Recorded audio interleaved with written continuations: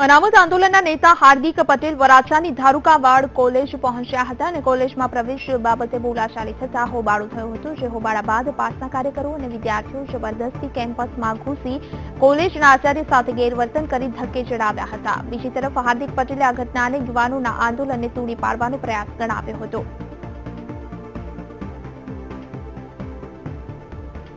મહત્વનું છે, હાર્દિક પટેલ આજે સુરતમાં છે અને તેમણે વરાછાની ધારુકાવાડ કોલેજમાં મુલાકાત લીધી હતી, ત્યારે કોલેજમાં પ્રવેશ બાબતે માથાકૂટ થઈ હતી. આ સાથે એવા સમાચાર છે કે કોલેજના આચાર્યને ધક્કે ચડાવવામાં આવ્યા હતા, તેમની સાથે ગેરવર્તણૂક કરવામાં આવી હતી.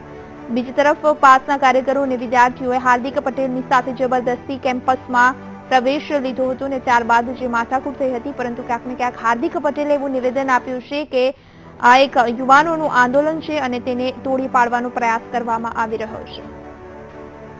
વધુ માહિતી સાથે સંવાદદાતા શૈલેષ ત્રિવેદી અમારી સાથે ફોન લાઈન પર જોડાઈ ગયા છે. શૈલેષ, જે રીતે બનાવ બન્યો છે ધારુકાવાડ કોલેજમાં હાર્દિક પટેલ, પહેલા તો એ વાત કરવા માંગીશું કે હાર્દિક પટેલ શા માટે આ કોલેજની મુલાકાતે ગયા હતા? જી, હાર્દિક આજે સુરતની મુલાકાત છે તે દરમિયાન તેનો પ્લાનિંગ એક હતું કે ધારુકાવાડા કોલેજના વિદ્યાર્થીઓને ખાસ મળવું. જે પાટીદાર બહુમતી વાળો વિસ્તાર છે એ વરાછા રોડમાં આવેલી આ કોલેજ છે, અહીંયા એન્જિનિયરિંગ કોલેજના વિદ્યાર્થીઓને મળવા માટે હાર્દિક આવવાનો હતો, પરંતુ કંઈક ને કંઈક સંચાલકોને આ વાતની જાણ થતા તેમણે હાર્દિકને કોલેજ કેમ્પસની અંદર આવવા પ્રવેશ કરવા દીધો ન હતો.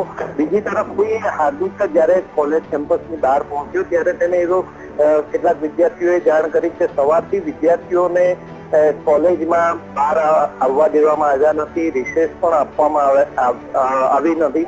આ વાત જાણ થતા હાર્દિક અને તેની સાથેના પાસના કાર્યકરો ગુસ્સે ભરાયા હતા અને જબરજસ્તીથી કોલેજ કેમ્પસમાં ઘૂસી આવ્યા હતા. જોકે કેમ્પસમાં થોડોક જ અંદર આવ્યા પછી અહીંના સંચાલકો અને પ્રિન્સિપાલ સહિત સૌએ હાર્દિકને અટકાવ્યો હતો, પરંતુ કંઈક ને કંઈક વાતાવરણ ઉગ્ર બન્યું અને ધક્કામુક્કી થઈ હતી અને કંઈક ટપલી દાવ પણ થયો અને તેને લઈને લગભગ 10 મિનિટ સુધી વાતાવરણ અતિ ઉગ્ર બન્યું હતું. હાર્દિકનો એવો આક્ષેપ છે કે આંદોલનને તોડી પાડવા માટેનો આ એક પ્રયાસ કરવામાં આવ્યો. જી બિલકુલ શૈલેષ, આપનો આભાર સમગ્ર માહિતી માટે.